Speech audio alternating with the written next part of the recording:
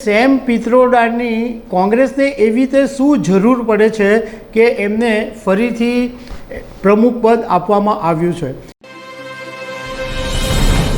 નમસ્કાર દર્શક મિત્રો, લોકસભા 2024ની ચૂંટણી વખતે ઓવરસીઝ કોંગ્રેસના સેમ પિત્રોડાના નિવેદનોને કારણે ઘણો બધો હોબાળો મચી ગયો હતો અને તે વખતે સેમ પિત્રોડાએ ઓવરસીઝ કોંગ્રેસના પ્રમુખ તરીકે રાજીનામું આપી દીધેલું. હવે 50 દિવસ પછી કોંગ્રેસે ફરી એક વખત એમને ઓવરસીઝ કોંગ્રેસના પ્રમુખ બનાવ્યા છે. ત્યારે સવાલ એ ઊભો થાય છે કે સેમ પિત્રોડાની કોંગ્રેસને એવી રીતે શું જરૂર પડે છે કે એમને ફરીથી પ્રમુખ પદ આપવામાં આવ્યું છે. તો એના વિશે હું તમારી સાથે વાત કરીશ. મારું નામ રાજેશ શાહ છે અને તમે જોઈ રહ્યા છો ખબરછે.com. દર્શક મિત્રો, જ્યારે લોકસભા 2024ની ચૂંટણી ચાલી રહી હતી ત્યારે ઓવરસીઝ કોંગ્રેસના પ્રમુખ સેમ પિત્રોડાના 2 નિવેદનોને કારણે ભારે હંગામો મચી ગયો હતો અને કોંગ્રેસને પણ એવું લાગતું હતું કે આ એમના નિવેદનોને કારણે ચૂંટણી પર અસર પડી શકે છે.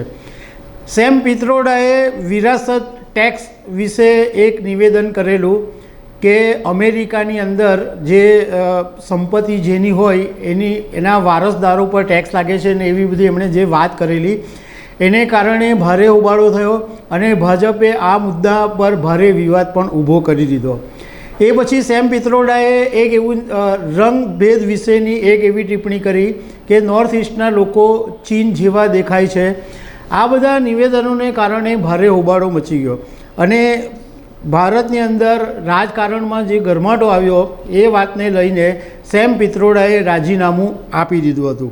હવે કોંગ્રેસના પ્રમુખ મલ્લિકાર્જુન ખડગેએ ફરીથી જાહેરાત કરી છે કે સેમ પિત્રોડાને ઓવરસીઝ કોંગ્રેસના પ્રમુખ બનાવવામાં આવે છે. એટલે 50 દિવસ પછી ફરીથી કોંગ્રેસે એમને આ પદ આપ્યું છે.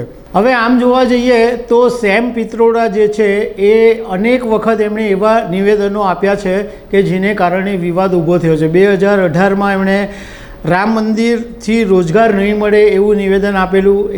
એ પછી એમણે 2019, 2023, 2024 એવી રીતના ઘણી વખત એમણે નિવેદનો આપ્યા.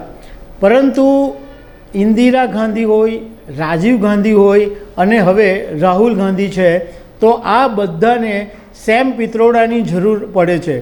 કોંગ્રેસને હવે એવું લાગે છે કે રાહુલ ગાંધી ભવિષ્યનો એક ચહેરો બની શકે તેમ છે, એટલે એમની સલાહ માટે સેમ પિત્રોડાની જરૂર છે. તો હું તમને એ વાત કરું છું કે સેમ પિત્રોડામાં એવું તે શું છે કે એમની કોંગ્રેસને વારે ઘડીએ જરૂર પડે છે. સેમ પિત્રોડા વિશે આમ તો બહુ વધારે કહેવાની જરૂર નથી, કારણ કે એમના વિશે ઘણા બધા લોકો જાણે જ છે. ભારતમાં ટેલિકોમ ક્રાંતિના એમને જનક કહેવામાં આવે છે. સેમ પિત્રોડાનો જન્મ આમ તો ઓડિશામાં થયો હતો અને ઓબીસી સમાજમાંથી આવે છે, પરંતુ એમનો જે પરિવાર હતો એ મહાત્મા ગાંધીના વિચારોથી પ્રભાવિત હતો અને એટલે એમનો જે પરિવાર હતો એ પછી ગુજરાતમાં આવીને વસી ગયો હતો. 1942માં ઓડિશાના તીતલાગઢમાં જન્મેલા સેમ પિત્રોડા એ પછી 1966ની અંદર અમેરિકાના શિકાગોમાં ચાલ્યા ગયા હતા અને એ પછી 1965માં તેઓ ટેલિકોમ ઇન્ડસ્ટ્રીઝ સાથે ત્યાં આગળ જોડાયા અને એમણે 1975ની અંદર ઇલેક્ટ્રોનિક્સ ડાયરીની શોધ કરી હતી. સેમ પિત્રોડાના નામે 100થી વધારે પેટન્ટ કરાવી છે. 100થી વધારે એમના નામ પર પેટન્ટ છે. 1984માં ઇન્દિરા ગાંધીના કહેવાથી સેમ પિત્રોડા અમેરિકાથી ભારત આવ્યા હતા અને એમણે ભારતનું નાગરિકતા લેવા માટે અમેરિકાની નાગરિકતા છોડી દીધી હતી અને ઇન્દિરા ગાંધીની હત્યા પછી તેઓ રાજીવ ગાંધી જ્યારે પ્રધાનમંત્રી બન્યા ત્યારે રાજીવ ગાંધીના સલાહકાર બન્યા.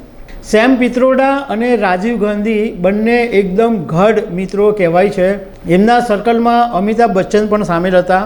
3 મિત્રો એકદમ ખાસ હતા: રાજીવ ગાંધી, સેમ પિત્રોડા અને અમિતાભ બચ્ચન.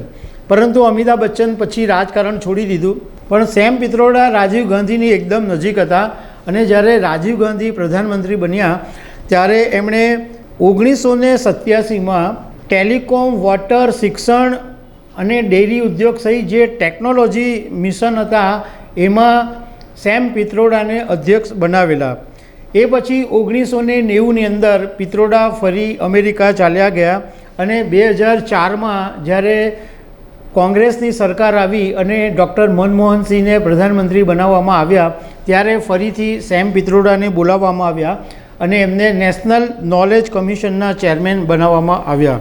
એ પછી 2009માં ફરીથી જ્યારે પ્રધાનમંત્રી ડૉક્ટર મનમોહનસિંહની સરકાર બની ત્યારે એમને સલાહકાર બનાવવામાં આવ્યા અને એ પછી સેમ પિત્રોડા અમેરિકા ચાલ્યા ગયા અને અત્યારે ત્યાં ઇલિનોઇસની અંદર સેમ પિત્રોડા રહે છે. એમનું આખું નામ છે સત્યનારાયણ ગંગારામ પિત્રોડા. એમનું દુનિયાભરની અંદર શૈક્ષણિક જેટલી મોટે ભાગની જે સંસ્થાઓ છે એમાં તેઓ ગેસ્ટ લેક્ચર તરીકે જાય છે. એમની પાસે એટલું બધું ભયંકર નોલેજ છે, એમણે પોતે 5 બુક લખેલી છે. એટલે હવે જ્યારે રાહુલ ગાંધીને આગળ કરવામાં આવી રહ્યા છે, રાહુલ ગાંધીને હવે વિપક્ષ નેતા તરીકે બનાવવામાં આવ્યા છે અને રાહુલ ગાંધીની અંદર કોંગ્રેસને ફ્યુચર દેખાઈ રહ્યું છે, ત્યારે સેમ પિત્રોડાની ખાસ જરૂર છે. એટલા માટે ઓવરસીઝ કોંગ્રેસના પ્રમુખ ફરીથી બનાવવામાં આવ્યા છે. તો દર્શક મિત્રો, આવી અનેક વાતો સાથે અમે તમને મળતા રહીશું. Thank you very much.